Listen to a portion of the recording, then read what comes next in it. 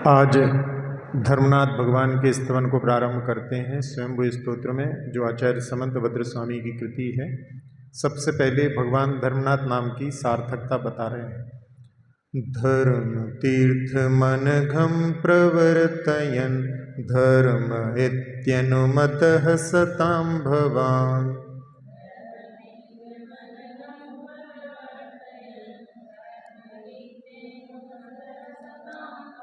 कर्म कक्ष मदहत्तपोग्निभिः शर्म शाश्वतमवाप शंकरः।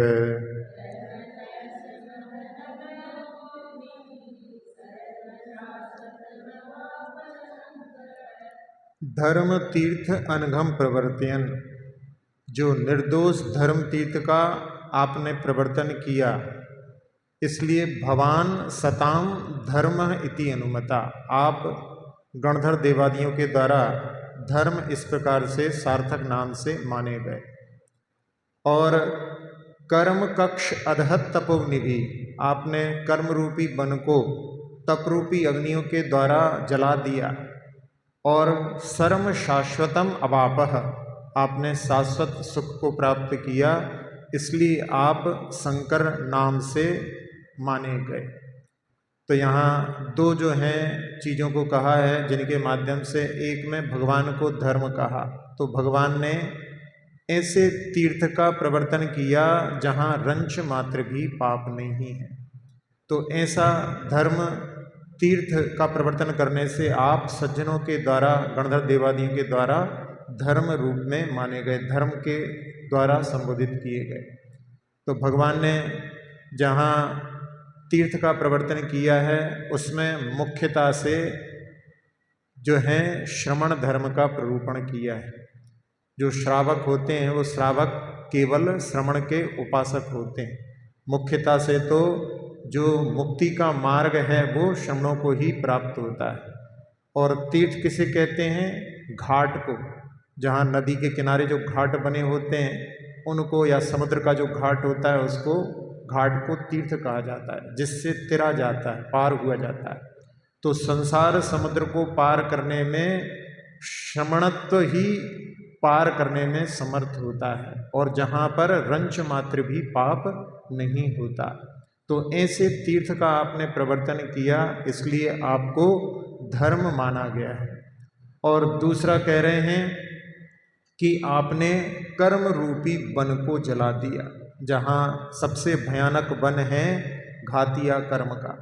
तो सबसे पहले भगवान ने घातिया कर्म रूपी वन को जलाया, और उसके बाद में अघातिया का जो कर्म रहता है वो तो अपने आप ही अपने जलने में समर्थ हो जाता है, मतलब उसके लिए कुछ ज़्यादा प्रयास नहीं करना पड़ता।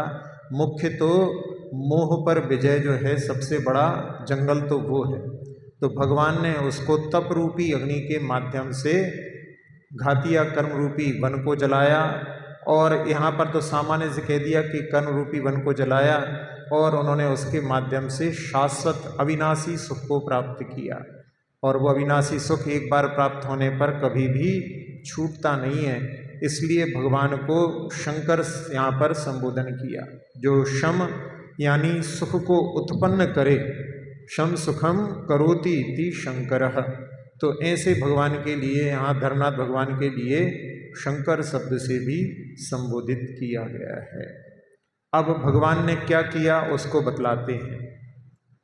देव मानव निकाय सत्तमयि रेजिषे परिवृतो वृतो बुधै।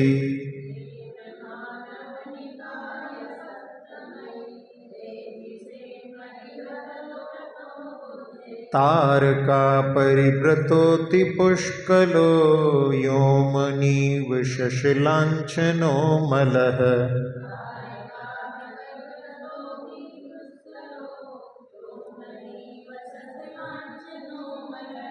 हाँ, देव मानव निकाय सप्तमी, जो देव समूह और मानुष्य का जो समूह था, उनके अत्यंत श्रेष्ठ भक्त जीवों के द्वारा परिवृतः, आप चारों ओर से घिरे हुए थे। और बुधई व्रतः, जो गणधरादि देव थे उनसे भी आप घिरे हुए थे। तो कैसे लग रहे थे? जैसे व्योमनी आकाश में तारका परिवृता, ताराओं से परिवेष्टित, अति पुष्कल यानी सबोर घिरा हुआ, शशलांछन एव रेजिषे, जैसे चंद्रमा आकाश में शोभायमान होता है, जो घन पटल आदि से रहित है, जैसा चंद्रमा शोभायमान होता है वैसे आप समूह शरण में शोभायमान होते हैं। तो जहाँ भगवान का समूह शरण लगता है, भगवान के अलग अलग जो हैं समूह शरण के बारे में आता है, 12 योजन से लेकर के 1 योजन तक का वर्णन आता है। तो उसमें आधा आधा योजन कम होता है, और जहाँ पार्श्वनाथ भगवान का समूह शरण था वो 1.25 योजन का, और 1 योजन में महावीर भगवान का था। तो जहाँ इतने बड़े बड़े स्थान पर वो लगता है, ऐसे स्थान जो हैं कहीं देखने में नहीं आते, इसलिए भगवान का समूह शरण आकाश में लगता है। जैसे चंद्रमा भी आकाश में शोभायमान होता है, ऐसे ही भगवान का समूह शरण भी आकाश में शोभायमान होता है। और उसमें जहाँ 5000 धनुष से ऊपर, जैसे ही भगवान को केवल ज्ञान होता है वो 5000 धनुष से ऊपर उठ जाते हैं, तो उसमें इतना बड़ा इंद्रनील मणि की शिला के ऊपर उसका निर्माण होता है, जिसमें 20,000 सीढ़ियाँ होती हैं, और वो सीढ़ियों पर भी कोई किसी को पीड़ा नहीं होती, मतलब खेलते कूदते वो जो हैं ऊपर जीव पहुंच जाते हैं। और उसमें जहाँ जो भूमियाँ रहती हैं वहाँ पर भी बड़ी सुंदर सुंदर जो हैं आकृतियों का निर्माण होता है, जो कि देवों के द्वारा बनाया गया है। और उसमें प्रासाद होते हैं, चैत्य वृक्ष होते हैं, कहीं खातिका होती है, कहीं ध्वजा भूमि होती है, कहीं पर जहाँ जो कल्प वृक्षों की भूमि होती है। तो इस प्रकार से बड़ी सुंदर रचना होती है। और भगवान भी वहाँ पर परमोदारिक शरीर से युक्त होते हैं, जिनके शरीर से सारे निगोदिया जीव निकल गए हैं। तो उनको जिस भी दिशा से जा कर के देखो, ऐसा लगता है कि भगवान अपने ही सम्मुख हैं। तो ऐसे भगवान के चारों दिशाओं में मुख दिखलाई देते हैं। और वो जो रचना होती है वो चारों ओर 4 द्वार होते हैं, तो उसमें सब जीव जो हैं सब दिशाओं से आकर के उस समूह शरण में प्रवेश करते हैं। तो वो वहाँ पर सबसे अष्टम भूमि में भगवान होते हैं। तो वो चारों ओर से देवों के समूह के द्वारा, मनुष्यों के समूह के द्वारा घिरे रहते हैं। और गणधर आदि भी जो उनके होते हैं वो भी उनके पास में ही हमेशा बने रहते हैं। उनके लिए मन में कि भगवान के मुख से कब क्या निकल जाए और हम उससे वंचित ना रह जाएं, इसलिए वो हमेशा ही, क्योंकि 4 बार संध्या काल में तो भगवान की वाणी फिरती ही है, कभी कभी असमय में भी कोई महापुरुष यदि आ जाएं तो असमय में भी उनकी वाणी फिर जाती है। इसलिए वो जो गणधर आदि स्वामी रहते हैं वो सब भगवान के निकट चारों ओर घेर करके ही रहते हैं। तो जैसे चंद्रमा आकाश में ताराओं के बीच में शोभायमान होता है, ऐसे भगवान वहाँ पर समूह शरण में शोभायमान होते हैं। उसका वर्णन यहाँ पर आचार्य महाराज ने किया है। अब सिंहासन आदि विभूति के रहते हुए भी भगवान के वीतरागता है, यह दिखलाते हैं। प्रातिहार विभवै परिष्कृतो देह तो विविरतो भवान भूत,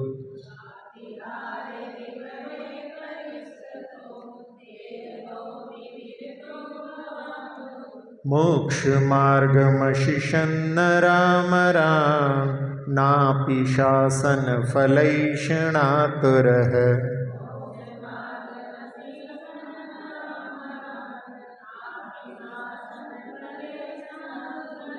हाँ, यहाँ पर कह रहे हैं कि भगवान प्रातिहार विभवै, जो सिंहासन आदि 8 प्रातिहार हैं, और समोषण की विभूति से आप विभूषित होते हुए भी परिष्कृतः, देहतापि विरतः, आप अपने शरीर से भी ममत्व भाव से रहित हैं। और आपने नरामरान मोक्ष मार्गम अशिषत, जो मनुष्य और देवों की जो सभा है उसको आपने मोक्ष मार्ग का उपदेश दिया। फिर भी शासन फलेषणातुरः नापि, कभी भी आप उपदेश के फल की इच्छा से आतुर या व्यग्र नहीं हुए। प्रातिहार शब्द कैसे बनता है तो उसके बारे में कवि धनंजय ने विशापार स्तोत्र में लिखा है, प्रतिहार सेवक को कहते हैं और उनके माध्यम से जो चीज़ होती है वो प्रतिहार कहलाती है। तो जहाँ भगवान के सेवा में बड़े बड़े बुद्धिमान जो कलाकार हैं, रिद्धि प्राप्त देव हैं, वो वहाँ पर समोषण की रचना करते हैं और उसमें 8 प्रातिहार जो विशेष उनकी महिमा का जो है बोध कराने वाले होते हैं, जिसमें बहुत ही सुंदर अशोक वृक्ष होता है। जिस वृक्ष के नीचे भगवान केवल ज्ञान को प्राप्त करते हैं, वो भले ही कोई सा वृक्ष हो, वो यहाँ पर वो अशोक वृक्ष के नाम से जाना जाता है। और जिस सिंहासन पर भगवान विराजमान होते हैं, वो भगवान उस सिंहासन को छूते नहीं हैं, क्योंकि रचना तो बाद में होती है। जहाँ भगवान विराजमान है उसमें उनको लेकर के सब रचना बाद में होती है। तो भगवान किसी को स्पर्श नहीं करते, उससे भी 4 अंगुल ऊपर ही रहते हैं। भगवान के ऊपर 3 छत्र शोभायमान होते हैं, जो त्रिलोकाधिपति का प्रतीक होता है। भगवान के चारों ओर चवर ढोरे जाते हैं, 64 चवर उनके ढोरे जाते हैं। और जहाँ पुष्प की वृष्टि होती है, जब जितने भी जीव अपने हाथ को जोड़ करके बैठे रहते हैं, उनके सबके हाथों में पुष्प भर जाते हैं। तो एक भूतकाल के तीर्थंकर पुष्पांजलि वहाँ पर उसमें सार्थक उनका नाम उससे द्योतित होता है। फिर भगवान का आभा मंडल पूरे समोषण को व्याप्त किए हुए रहता है। और जहाँ दुंदुभी का नाद होता है, जो सब जीवों के लिए कि अपने अपने कार्यों को छोड़ करके यदि कल्याण करना चाहते हो तो भगवान के शरण में आओ। और भगवान की दिव्य ध्वनि वो भी जो है 4 बार खिरती है और असमय में भी खिर जाती है।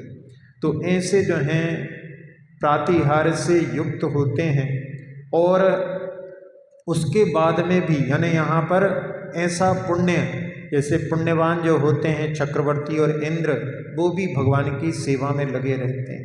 तो जहाँ ऐसे पुण्यशाली जीव लगें और समोषण जैसी कोई विभूति नहीं होती, तो जहाँ तीर्थंकर प्रकृति को सर्वश्रेष्ठ पुण्य प्रकृति कहा जाता है, तो उसमें सर्वश्रेष्ठ पुण्य सर्वश्रेष्ठ श्रृंगार भगवान की शरण में है। और ऐसे वैभव होने के बाद में भी कह रहे हैं कि देह तो भी विरतो भवान भूत, आप अपनी देह से विरक्त हैं, यानी सर्वोच्च पुण्य है और उसके बाद में भी उससे विरक्त हैं। तो ये एक प्रकार से आश्चर्य जैसी स्थिति है। और इसमें जहाँ जब कोई छदमस्त जिसको बोलने की आतुरता रहती है, बोलना चाहता है, यदि उसको बोलने के लिए ना मिले तो मन में बड़ी पीड़ा होती है। कहते भी हैं, निवेदन करते हैं, थोड़ा सा हमें समय दो मंच के लिए, माइक के लिए, मंच माला माइक, इसके लिए कहते हैं बड़ी जो है लोगों को आतुरता होती है। और उसमें नहीं मिलता तो उनको पीड़ा होती है, और यदि मिल जाता है तो जो पीड़ा सता रही थी वो शांत हो जाती है। तो मतलब जैसे जो पंचेंद्री के विषय उनको वो जो है जहाँ पीड़ा दूर करने के लिए सेवन करता है, ऐसे ये भी जो है मन का विषय हो जाता है। तो उसमें वो बड़े आतुर होते हैं। लेकिन भगवान की जो वाणी होती है, भगवान की वाणी बिना इच्छा के खिरती है, और उसमें वो जो है मुक्ति का मार्ग सबके लिए बतलाते हैं, लेकिन फिर भी कभी भी वो आतुर व्यग्र नहीं होते। तो नापि शासन फलैषणातुरा, क्योंकि उनके लिए वहाँ पर इच्छा बिना इच्छा के कार्य होता है। इसीलिए कहते हैं भविभागन बच जोगे बसाए, तुम धुनि होए सुनी विभ्रम न साय। तो ऐसी भगवान की वाणी होती है। तो भगवान सबको मुक्ति का मार्ग बतलाते हैं, लेकिन कभी भी वो उस फल की उपदेश की हमारे लिए इससे कुछ प्राप्त होगा ऐसी इच्छा से कभी भी वो आतुर या व्यग्र नहीं होते। अब इच्छा के बिना भी भगवान का विहार आदि होता है, उसका वर्णन करते हैं। काय वाक्य मन संप्रवृत्तयो ना भवंस्तव मुनिश्च कीर्षया,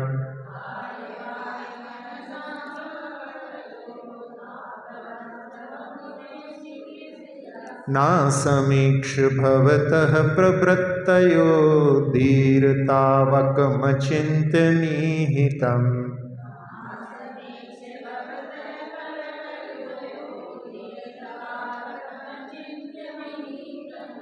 हाँ, इस काव्य में कह रहे हैं कि मुनि जो प्रत्यक्ष ज्ञानी होते हैं तो भगवान के लिए काय वाक्य मनसाम प्रवर्त्य चिकीर्ष्या ना अवत, आपकी काय की, वचन की और मन की जो भी चेष्टाएं हैं वो करने की इच्छा से नहीं हुई, फिर भी भवता प्रवर्त्या असमीक्षणा, फिर भी वो जो हैं समीचीन हैं, उनमें कोई भी गलत नहीं है, यानी वस्तु स्वरूप का ज्यों का त्यों जो है स्वरूप उसमें निर्देशित होता है।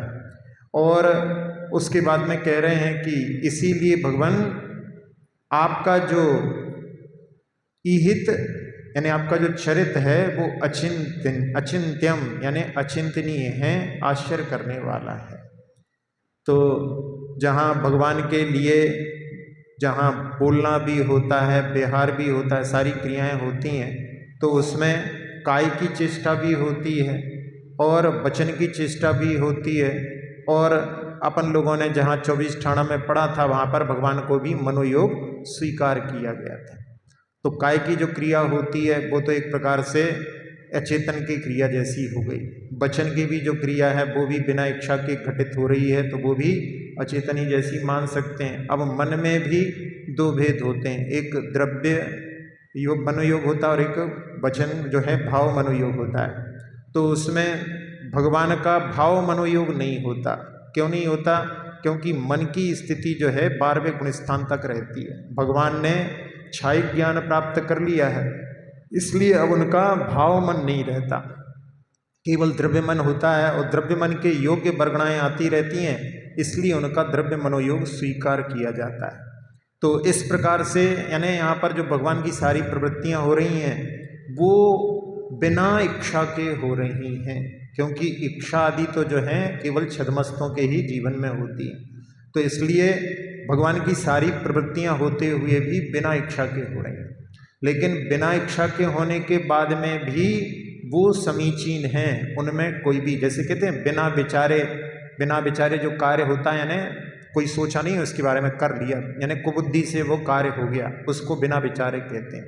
तो यहाँ पर भगवान की जो सारी जो है क्रियाएं हैं बिना विचारे यानी बिना इच्छा के हो रही हैं, लेकिन फिर भी वो समीचीन हैं, उसमें कहीं भी कोई व्यत्यास नहीं यानी विरोध नहीं है। तो जैसे जहाँ अनर्थ दंड का अतिचार 5 अतिचारों में कहता है असमीक्षाधिकरण। असमीक्षाधिकरण का अर्थ क्या होता है कि जैसे कोई कार्य को करना था, सोचा नहीं, जैसे उन्होंने बोला कि भाई कुछ मेहमान भोजन करने आएंगे, तो उन्होंने जो है ध्यान नहीं दिया कितने आएंगे और 50 लोगों का बना लिया, आने 5 थे लेकिन 50 का बना लिया, तो ऐसे जो है कार्य कर दिया, तो उसको कहते हैं बिना विचारे ही कार्य कर दिया, असमीक्षाधिकरण कहते हैं। तो ऐसा जो है यहाँ पर कह रहे हैं ना असमीक्ष, यानी वो जो है आप बिना इच्छा के करते हो लेकिन फिर भी उनमें कोई जो है विपरीतता नजर नहीं आती। ऐसा ही एक जो कल्याण मंदिर स्तोत्र में भी एक जगह आता है कि जाता तदेव मसिनीक्षित कारितेयम जलपंति वा निज गिरा ननु पक्षिणोपि। तो वहाँ पर कि ये जो कार्य मैंने बिना विचारे, आचार्य महाराज कहते हैं कि हमने आपका स्तवन प्रारंभ तो कर दिया, हमने सोचा नहीं कि हमारे पास सामर्थ्य है कि नहीं, लेकिन हमने प्रारंभ कर दिया। अब उस समय में वहाँ भक्ति के उसमें कह रहे हैं कि भगवान जैसे पक्षी होता है वो भी अपनी सामर्थ्य से कुछ कुछ चूँ चूँ तो करता ही है, ऐसे हम भी अपनी सामर्थ्य जितनी है उतना तो आपकी स्तवन अवश्य ही करेंगे। तो ऐसा वहाँ पर ये जो शब्द आया है तो उसमें वहाँ कि जो बिना विचारे जो कार्य किया जाता है वो अच्छा नहीं माना जाता, लेकिन यहाँ पर भगवान की बिना इच्छा के भी सारे कार्य हो रहे हैं और इसलिए यहाँ पर उसके लिए कह रहे हैं कि वो जो है सारे कार्य आपके जो हैं तो जिसमें अच्छी तरह से किए जाएं तो वो जो है उनकी प्रशंसा की जाती है, बिना विचारे किए जाएं तो उसके लिए लोग वहाँ पर कहते हैं कि बिना विचार किए हुए काम किया है। लेकिन आपके बिना विचारे भी जो कार्य हो रहे हैं वो सब समीचीन हो रहे हैं, इसलिए यहाँ पर कह रहे हैं तावकम इहितम अचिंत्यम। इसलिए भगवान आपकी जितनी भी जो क्रियाएं हैं वो सब अचिंतनीय हैं, आश्चर्य करने वाली हैं। अब आगे भगवान की लोकोत्तर प्रकृति का वर्णन करते हैं। मानुषीं प्रकृतिमभ्यतीतवान् देवता स्वपि च देवता यतः।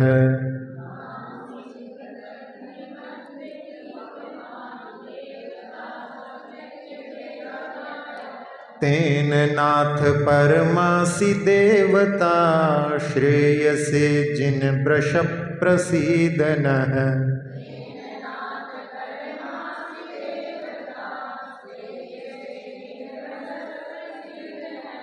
हाँ, यहाँ पर कह रहे हैं मानुषी प्रकृति अभ्यतीतवान, आपने मानव स्वभाव को अतिक्रांत कर दिया है। और देवतासु अपि देवता, इंद्र चंद्रादि देवों में भी आप उनसे भी पूज्य हैं, तो अधिदेव हैं, देवादिदेव हैं। इसलिए परमासी देवता, हे भगवान आप उत्कृष्ट देवता हैं। और कह रहे हैं कि शे से प्रसिद्ध ना, हे धर्मनाथ भगवान जिन वृष आप हमारे ऊपर कल्याण के लिए प्रसन्न होइए। तो यहाँ मनुष्यों की जो प्रवृत्तियाँ होती हैं उसमें विचार करते हैं, राग देश की प्रवृत्ति होती है, चिंतन होता है, भावनाएं होती हैं। तो इन सब प्रवृत्तियों से भगवान ऊपर उठ चुके हैं। तो इसलिए कहा कि भगवान आपने मानवों की जो प्रवृत्ति है, प्रकृति है, उसको आपने लांघ दिया है। और जितने भी देवता हैं उनमें भी, उनकी भी जो है प्रकृति को आपने लांघ दिया है। इसलिए जहाँ वो तो इधर उधर क्रीड़ा करते रहते हैं, आप अपनी आत्मा में परमानंद में क्रीड़ा करने वाले हैं। इसलिए उन देवों ने भी आपको जो है अधिदेव, देवादिदेव, वो भी आपकी सेवा में तत्पर रहते हैं। तो उसमें जहाँ धर्मेंद्र जो होता है, वो जो शिशु तीर्थंकर होते हैं उनको गोद में लेकर के खिलाता है। और जो सौधर्मेंद्र होता है वो उनके पैर की चंपी करते हैं। यानी इतनी जो है उनकी भक्ति का भाव, जो शिशु हैं आगे तीर्थंकर बनने वाले हैं, उनके प्रति भी उनकी भक्ति का भाव ऐसा रहता है। और उसी को के देख करके बहुत सारे जो देव रहते हैं उनको सम्यक दर्शन हो जाता है, क्योंकि वो अभी तक अपने अपने इंद्र को भगवान समझते हैं। लेकिन जब वो देखते हैं कि नहीं, वास्तव में तो भगवान ये हैं और ये तो हमारे स्वामी इनके भी दास हैं, तो उससे उनको सम्यक दर्शन, तो इसको जो है जहाँ सम्यक दर्शन के कई भेद आते हैं, किस किस माध्यम से होता है, तो इसको जिन महिमा दर्शन कहा जाता है। उसके माध्यम से देवों के लिए सम्यक दर्शन हो जाता है। तो वो सारे जो देव होते हैं इंद्र आदि, वो सब भगवान को जो है मुख्य मानते हैं, देवादिदेव मानते हैं। इसलिए यहाँ पर कह रहे हैं तेन नाथ परमासी देवता, इसलिए भगवान आप सर्वोत्कृष्ट देवता हैं। और आखिरी में इस धर्मनाथ भगवान की स्तुति पूर्ण करते हुए आचार्य समंतभद्र स्वामी कह रहे हैं कि भगवान आप हम पर प्रसन्न हुए। तो यहाँ जहाँ अपन विचार करें तो पहले अपन पढ़ करके आए हैं कि ना भगवान किसी पर प्रसन्न होते हैं और ना किसी पर रुष्ट होते हैं। जो शुद्ध ज्ञान परम वीतरागता से युक्त हैं उनके तो केवल जानना ही जानना रहता है, और वो भी जानने में प्रयास नहीं करना पड़ता, सब कुछ अपने आप झलकता रहता है। राग देश से ऊपर उठ चुके हैं, तो उनकी जो भक्ति है, उनकी प्रति जो भक्ति का भाव है, वो भक्ति का भाव ही भक्त के लिए भी उस मार्ग पर सब कुछ प्रदान करने वाला हो जाता है। तो उसमें यहाँ जहाँ जो कहा जाता है वो केवल उसी प्रकार से है जैसे एक भजन चलता है आप लोगों का कि प्रभु की कृपा से सब काम हो रहा है, और कहते हैं यानी कि सब जो है कि हमारे द्वारा हो रहा है, लेकिन सब वो आपके द्वारा ही हो रहा है, ऐसा करके। तो जहाँ कोई भी जो महान पुरुष होते हैं, जो गुरु के बारे में भी कहते हैं कि सब आपकी परीक्षा में पास हो जाते हैं, तो कहते हैं सब आपके आशीर्वाद से, माता पिता के आशीर्वाद से सब काम हो गया। करता जो स्वयं है, लेकिन फिर भी वो जो है उनके लिए बहुमान देता है। तो ऐसे ही यहाँ पर जहाँ भक्ति करते हैं, उस भक्ति में जो प्रसन्नता का भाव आता है, वो प्रसन्नता के भाव में कि भगवान को प्रसन्नता हमें आपके द्वारा प्राप्त हो रही है, आप प्रसन्न हो गए हैं इसलिए हमें भी प्रसन्नता के भाव आ रहे हैं। तो ऐसे भावों को भक्ति के द्वारा लिखा जाता है। तो इसमें जो आप हमारे ऊपर प्रसन्न हो, हमारे जो हैं भाव निर्मल हो, इस प्रकार के भाव को लेकर के कि भगवान आप प्रसन्न हो, इस प्रकार से कहा जाता है। तो इस प्रकार से ये धर्मनाथ भगवान की स्तुति इन 5 काव्यों में पूर्ण हुई। इति श्री सुदत्वर पूर्ता मुक्ति प्राप्ताय श्री धर्मनाथ जिनेन्द्राय नमो नमः।